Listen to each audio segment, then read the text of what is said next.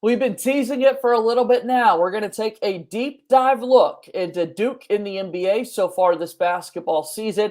And I've got to do this project with my good pal Josh Cox from Duke Football Talks Section 17 podcast. That's coming your way today here on Locked On Blue Devils. Hi, everybody. Dick Vitale. Hey, make sure you listen, man, to Locked On Blue Devils with J.J. Jackson. He's awesome, baby. You are Locked On Blue Devils, your daily podcast on the Duke Blue Devils, part of the Locked On Podcast Network, your team every day.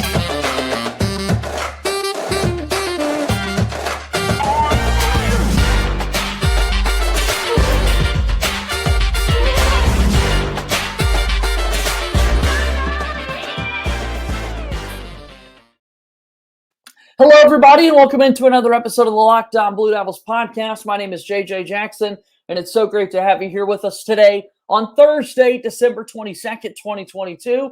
A fun episode of Locked On Blue Devils due up for you today. Been teasing it for the last few weeks with our good pal Josh Cox from Duke Football Talks Section 17 podcast.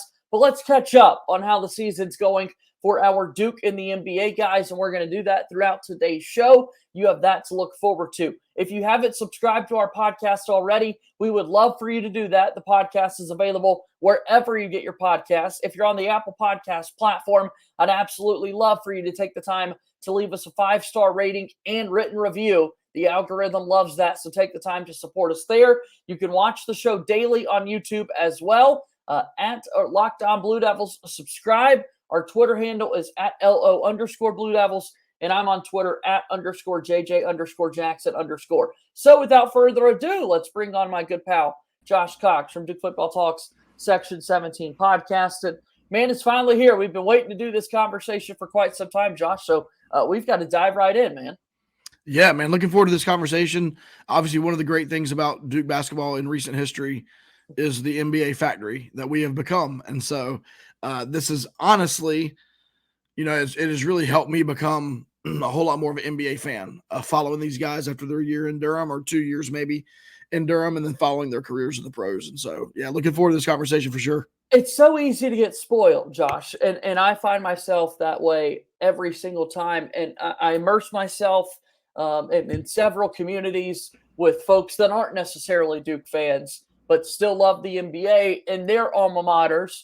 Maybe get one or two players every 6 or 7 years in the league. And here we are, 25 players made opening night rosters for Duke men's basketball. And we're going to talk about all 25 of them on today's show. So what a blessing it is to have all these great players to talk about here on the program. So let's just jump right in.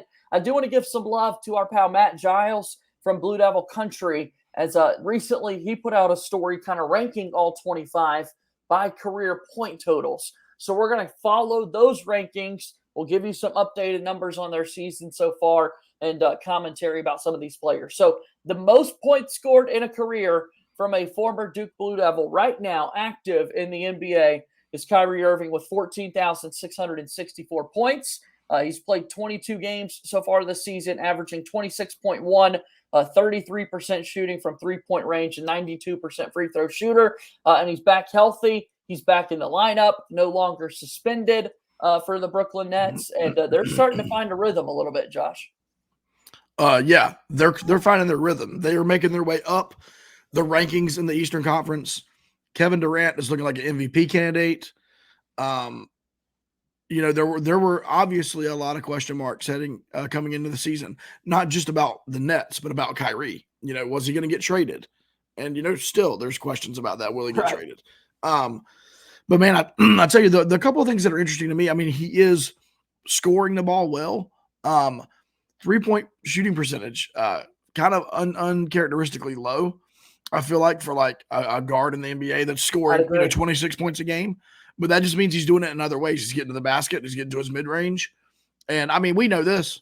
There's not a more talented, skill-wise, not a more talented player that's ever come out of Duke than Kyrie Irving. And so I can tell you this. If I'm in the Eastern Conference and my first-round matchup in the playoffs is the Brooklyn Nets, I don't want any part of it. Yeah. No, that's a really good basketball team for sure. Kyrie is a big reason why they've been able to be so successful.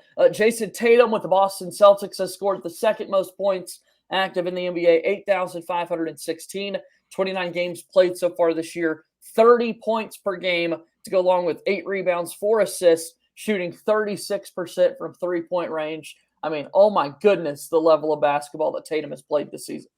Yeah, I mean, the Celtics, along with the Bucks right now, I still think are the class of the Eastern Conference, even though, you got the Cavs and you've got the Nets right behind them. I mean, it's a logjam really on both sides, Eastern Conference and Western Conference at the top. But Tatum, listen, what you didn't mention there, because we're looking at your obvious offensive stats, is the commitment that Jason Tatum has had on the defensive end over the last 2 seasons. And he has really taken on that responsibility of guarding the other team's best player as often as he possibly can. And so you have Tatum turning into a two-way player, which, let's be honest, at Duke, we probably didn't see a lot of the defense, and I'm not being critical of him. He wasn't asked to probably, but then of course on the offensive side, I mean, as efficient as possible, because he is a high volume guy and he has to be for that team, but as efficient as possible. And then that will to win. I mean, even earlier this week, watching highlights of him, just get angry. You can see him get like that look in his eye and like he's going to score that basketball. It doesn't matter.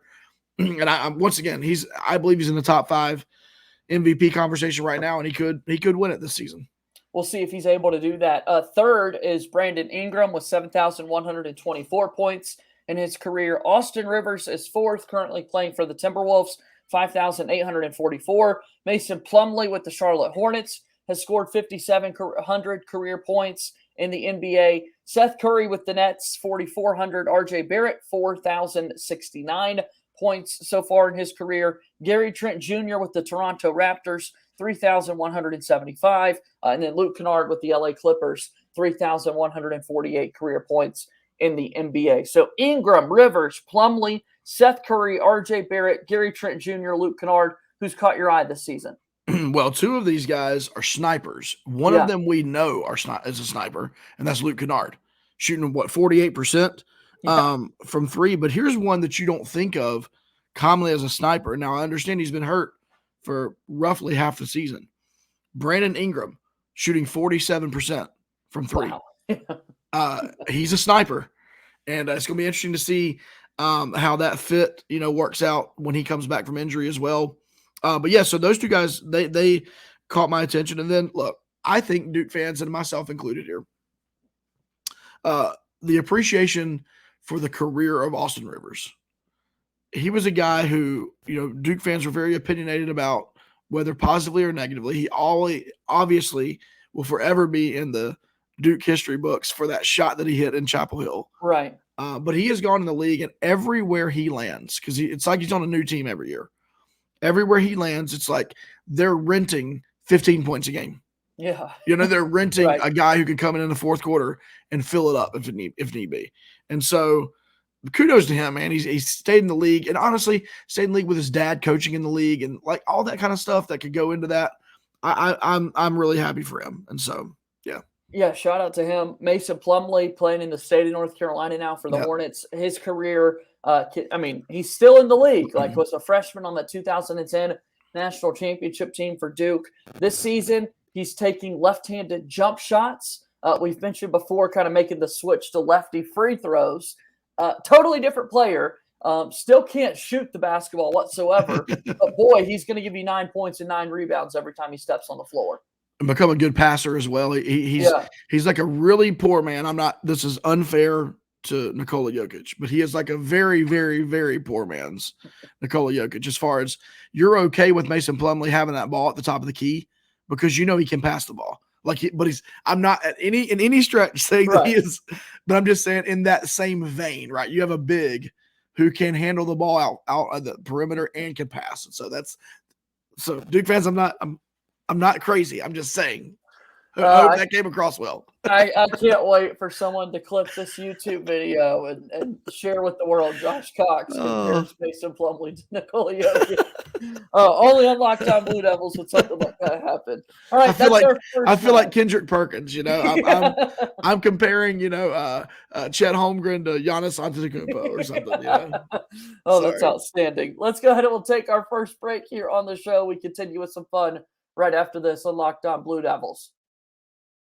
BetOnline is a proud presenting sponsor of the Locked On Network, and that is your number one source for sports betting information, stats, news, and analysis. Get the latest odds and trends for every professional and amateur league out there. From pro football to college bowl season, basketball, and so much more. We've got it all for you at betonline.net. If you love sports podcasts, you can find those at BetOnline as well. We're always the fastest and easiest way to get your betting information. Head to the website today or use your mobile device to learn more. BetOnline, where the game starts. All right, welcome back into today's episode of Locked On Blue Devils. JJ Jackson alongside my buddy Josh Cox. All right, so let's take a look at the next group of players. Again, these were all ranked by career points. A hat tip to our buddy Matt Giles from Blue Devil Country for kind of giving us the idea to rank it this way. Tyus Jones with the Grizzlies, number 10 among active Duke players with 3,128 career points. Justice Winslow in Portland, 2,826. Zion Williamson, 2,816 is 12th. Wendell Carter Jr., 2,725. Marvin Bagley III, 2,478 career points. Grayson Allen, 2,095 career points. Cam Reddish, 1,567 career points. And Trey Jones, 868 career points so far in the association. So, of those players, I think we've got to spend some time talking about Zion and what he's been able to do this season. Specifically, Josh, we got to tell the people how good of a season Zion's having this year. Oh, it's incredible. And I mean, the Pelicans are having a great season themselves. They are, everyone thought they had the potential this year, to be good, but I don't think that anyone thought that they'd be sitting a game out of first place right now in the West and spent some time in first place before they went on like a 2 or 3 game. Like, I think they lost to Utah twice in a row and stuff like that. But Zion is doing exactly in the NBA what he did do at Duke in spurts when he was allowed to. I'm not going to complain about Coach K. Right. I'm just saying, if Zion Williamson got the volume at Duke that RJ Barrett did, we would have won a national title. So anyway, Zion is getting that volume. And here's the funny thing about Zion. I listen to, by the way, the Locked On Pelicans podcast some in the Locked On Network. And they talk a lot about, are we going to see, some Zion at the 5, right? Just to make those smaller lineups. And then it's hilarious because in the same breath they say, and on offense, we just love point Zion. Right. Like, so in the same sentence, we're like, can we play him at the 5? Can't wait to do that. Also, let's give him the ball and make him our primary ball handler. Yeah. You know what I mean? And like, so that is Zion Williamson in a nutshell. That's awesome. The Pelicans just, let's see here, Thursday morning. I'm not sure when this is releasing, but Thursday morning released. Today, yeah. Okay, so today released an all-star hype video of Zion's highlights from this year. It includes, of course, the 360 windmill right in the Phoenix game, but the rest of the highlights, I mean, blocks and just incredible plays. So at the end of the day, I mean, and even looking at his numbers, I mean, he's shooting over 33% from 3. Yeah, share those numbers. I mean, so some love. I mean, his field goal percentage, man, 60.3. So he's over 60% field goal. He's over 33% 3-point, and he's shooting 71% plus from the free throw line. So what that tells me is he gets the ball, he's going to score. His rebounding, his assists, I mean, he just stays, averaging over 7 rebounds, almost 5 assists a game. Yeah, anyway, what more can be said? He's the most dominant player other than maybe Giannis. I'll give you Giannis because Giannis is like Shaq and a point guard somehow together. But Zion is right there. If Zion were obviously as tall as Giannis, there would be no comparison. He is as brutal of a force in the NBA as there is right now. And I mean, can you imagine, like, you're an opposing team and you look at the starting lineup right now for the Pelicans and you see Jonas Valanciunas and Zion Williamson? It's like, man, Right. I'm good. Like Yeah. I think I pulled a hammy in more I'll go months. somewhere else. I'm good. Yep. Yeah, And but there's that's other guys on this list. That's You know, what obviously we makes it- won't spend as much time on, but there's some Yeah. other really, really interesting players on this list. I do want to say, with the Pelicans dynamic, Ingram's been hurt a little bit. So when he gets back going, that's going to be really fun to have all those guys together. And then our last kind of note here on Zion, he's been healthy. Yeah. Right. And I mean, you look at the numbers just to remind people 2019, the number one pick in the 2019 NBA draft. And what was it, Josh? He played 24 games as a rookie, 61 games in his second year when he made the All-Star team, and then 0 games whatsoever last season. He's already played, 25 games this year in the association. So that's the big thing. We just got to continue to hope and pray that Zion can stay healthy because it is such a joy to watch him play basketball. It's fun. And then just to think that the Pelicans are doing all this minus Brandon Ingram. Yeah. And for a while they're minus Herb Jones. So yeah, I can't wait to get those guys once again, crossing our fingers. The Zion stays healthy. There's no reason this team can't come out of the West. No reason. Right. So from that group, Tyus Jones, Justice Winslow, Zion Williamson, Wendell Carter Jr., Marvin Bagley III, Grayson Allen, Cam Reddish, Trey Jones. Give somebody some love. Yeah, give two people. Speaking of Kendrick Perkins, he made a statement last week that Tyus Jones should be a starting point guard in the league. I think it was the last week or the week before. I completely agree with them. Last year, at the beginning of the year, if you remember, there was a lot of chirping in Boston about thinking they needed to move on from Marcus Smart. That was early in the season last year. And I said, I think Tyus Jones would be a perfect fit on a team like Boston. I start thinking about it like, obviously he's behind Ja, right? Like that is what it is. But like, when is Chris Paul going to, succumb to father time, right? Fair. Phoenix, a team with a guy like Book and Ayton and Bridges. I look at a team like that. I mean, you get a guy in there as efficient as Tyus Jones. No telling where he could take that team. So anyway, Tyus is one of them. And then, man, I got to give some love here. Marvin Bagley. Like, Marvin Bagley has had a really difficult NBA career. He was in Sacramento, not this season when they're actually good. Right. All the previous seasons when they weren't. He gets traded to Detroit. And you know what? He's finding a little spot there. Now, certainly Detroit is, I believe, tanking for Wembanyama for sure. But him and Jaden Ivey and Sadiq Bey, they got a good little thing going. And so I like to see Bagley. Listen, he's as athletic of a freak as can be, shooting over 70%, I believe, from the field. Like he is, let's see, where's he at on there? I know you did this. 56%. Over, he was 76% from the free throw line. Right. So once again, efficient in all those things. Get him the basketball. So anyway, I'm excited. I'm happy for Marvin Bagley. Man, he's had a tough go at it. I want to give some love to Justice Winslow because I haven't talked as much about Winslow over the last few years because he's been hurt. And, we have 25 players today that are currently in the NBA. I don't know that I would have told you Justice Winslow was 11th in terms of the career points that's been scored, simply because it's felt like he hasn't been healthy in such a long time. And he's there in Portland with a really pivotal role, 28 games played so far this season. 7 points, 5 rebounds, 3.4 assists. Still not shooting the greatest numbers there, but playing 27 minutes per game, which is the most for him since the 2018-2019 season. That was a long time ago, man. That was when Zion was in college. Yeah, the last time we saw Justice Winslow out this much on an NBA floor. And it's been a really nice fit for him there with Portland. I mean, what did many people called him when he was at Duke for that season? He's the Swiss Army knife. Yeah. And he continues to be that in the NBA. He really can defend 1 through 5. He can switch everything.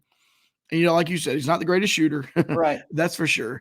But on offense, he's big and strong. He's going to rebound. He's going to kind of play your junk player on offense. And so he's the kind of guy, as he matures, if he can bump that 3-point shooting percentage up to maybe over 35%, I feel like he becomes one of those like Jay Crowder type players that like he helps a team win a championship, but he's got to shoot better. He has to. Yeah. Shout out to Trey Jones as well. We talked about Tyus Jones. Let's give Trey some love. He started all 29 games for the Spurs so far this season. He started just 12 games his first 2 seasons in the league. So he's the point guard. He's the guy there in San Antonio, and it's really cool to see him get that opportunity. All right, one more timeout here on today's episode of Locked On Blue Devils, and we've got more players to run down. Duke and the NBA here today on the program. Thanks so much for making Locked On Blue Devils your first listen every single day. Do make sure you check out Locked On Sports today. It's the biggest stories around the sports world in 20 minutes or less, plus instant reactions, game recaps, and Locked On's Take of the Day. Locked On Sports Today is available on YouTube or wherever you get your podcasts.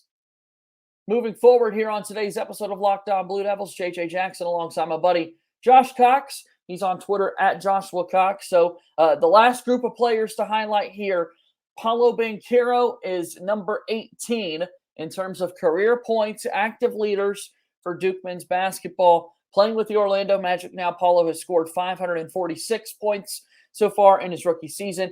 AJ Griffin, 289 points. Jalen Johnson, 192 points. Vernon Carey Jr., 66 points with Washington Wizards. Wendell Moore Jr. has scored 28 points so far this season. Mark Williams, 11 points for the Hornets. And then Duke has two players on two-way contracts. Jack White with the Denver Nuggets and then Trevor Keels with the Knicks. Jack White has scored 2 points in his NBA career. Shout out. And Trevor Keels has only played one game, only played 1 minute in a real NBA game. He's yet to score. So we got to start with Paolo here. He's in a race for the Rookie of the Year. I think Benedict Mathurin for the Pacers out of Arizona is going to get a lot of votes for that award as well. But talk to me a little bit about Paolo, Josh. Muted for a second, Josh.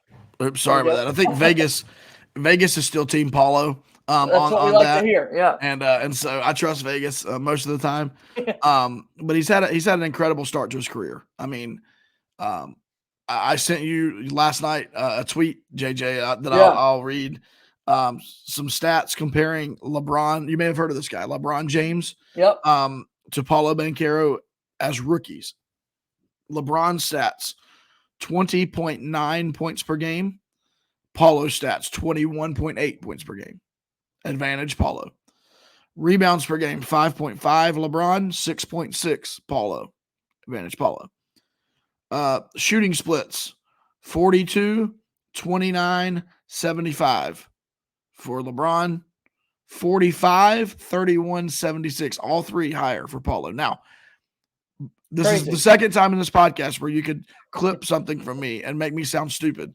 I am not saying that Paolo Banchero is LeBron James or is going to be anything like that. I am saying he is having a historically good rookie season. He is a better basketball player than what anybody thought he was, even in college. Yeah. He is a better defender than anybody. I loved leading up to the draft. They're like, Paolo Banchero, defense, C. And I'm like, y'all don't even know. When that guy wants to play defense, he can lock anybody up that he wants to lock up. And so it's been really cool. I mean, I have NBA League Pass. Now, my two teams that I definitely watch as many games as possible, Pelicans, Celtics. I try to keep up with Tatum, try to keep up with Ingram, Zion. But the third team I watch is the Orlando Magic. They are fun, man. Wendell Carter's down there. You got Paolo. Bowl is like a fun highlight reel every night. Really improved, yeah. And in a weird way, they're only, I think, 2 games out of that 10th spot in the East. And so the question right now is for Orlando, with a guy like Paolo, with his drive and how much he wants to win, can they tank? Like, is it possible for them to tank? Like, if they're going to tank, they're going to have to come up with like a phantom injury to hold some of these guys out because they're too good of a team right now to really go after Wembanyama. Yeah. So we'll see. Paolo is really impressive so far in his rookie season. I think he's got to be the Rookie of the Year winner, and hopefully those numbers continue. Again, hopefully injuries stay away from all of these guys because you mentioned the Orlando Magic. Wendell Carter Jr., we didn't talk about him a little bit earlier. He's been out and injured. He hasn't played since the middle of November. He was expected to return by Christmas. So any day now, we're hopeful that Wendell Carter Jr. can get back out there playing for the Magic. They'll be a fun team. So some of those other guys, AJ Griffin, Jalen Johnson, Vernon Carey Jr., Wendell Moore, Mark Williams, Jack White, Trevor Keels. Yeah, I mean, you got AJ, right? We got to say something about AJ. Like, not only is he playing well, but he's being trusted with the ball in very end of game type scenarios, high pressure situations. He's coming through. He is a shooter. He is lethal. 47% field goals, 37% from three. But recently, his 3-point percentage has been like through the roof. Yeah. And so You've got to get AJ adjusted Griffin to is the deeper 3-point shot. And like 37% from three compared to other rookies. That's that's amazing what AJ's done so far this season. Yeah, he's been good. I mean, and then points per game. Yeah. And then Jalen Johnson's finally getting a shot in Atlanta. I mean, he's finally getting some playing time. And granted, I believe he's having to accept the fact that he is challenged on offense. It's not his strong suit. And I believe he's already figuring out, if I'm going to be in this league for 15 years, it's going to be because I did the dirty work. I played defense. I passed the ball. I rebounded. I was a team leader. And so if the quicker that Jalen Johnson can learn that, obviously you don't ignore your offensive game, but the quicker he can realize that he's going to be helpful in all those other areas primarily, I think he can find a place and fit in the league for a long time. I do too. I'm excited for him to get this opportunity. They're in Atlanta about 16 minutes per game right now this season for the Hawks, which is way more playing time than he's had so far throughout the rest of his career. Wendell Moore Jr. has already got a couple of starts under his belt for the Timberwolves. Again, just 14 games played so far for him, 11 of 25 from the floor, 2 of 11 from three-point range from Wendell. So he's trying to get adjusted to that deeper three-point shot. But it seems like Minnesota really likes him and wants to give him an opportunity. Well, his first start, I believe they were playing Memphis, if I'm not mistaken. Yep. And they gave him Jaws his assignment, and they won the game. Right. And they were interviewing, I forget who it was. Anthony Edwards right after the game. And he was like, first thing he said, shout out to our defense, shout out to Wendell Moore Jr. Right. And that was really First cool, start, man. You got to guard Ja Morant. Welcome to the NBA. Yeah, for sure. But yeah, I love how on JJ Redick's podcast, he always asks those guys, what was your welcome to the NBA moment? When they're talking about it. And he just interviewed Paulo this week. Paulo's welcome to the NBA moment was actually in reverse. His first game ever, he dunked on somebody crazy. And he was like, I've never done that. And he's like, it was my first, it was kind of weird. Like, here I am in the NBA. It's the first time I really got a hold of somebody and dunked over top of him. So anyway, only Paulo. Only Paulo would do something like that. Yeah. Man, this has been fun. 25 active players in the NBA, all ranked in career points. Again, shout out Matt Giles for the idea there from Blue Devil Country. Always fun, Josh, to be able to talk about these guys with you, man. So thanks for coming on the podcast. Merry Christmas to you and your family. And we'll talk again soon, okay? Yeah, you as well, JJ. Thanks to all your listeners. Hope you guys have a great Christmas season, New Year's, and we'll get back up and rolling, talking some sports for sure. Yeah, 2022 is winding down, and we're going to have you all covered for it here on Locked On Blue Devils. So that's going to do it for today's show. As always, go Duke. I'll talk to you tomorrow. My name is JJ Jackson. Thank you and good day.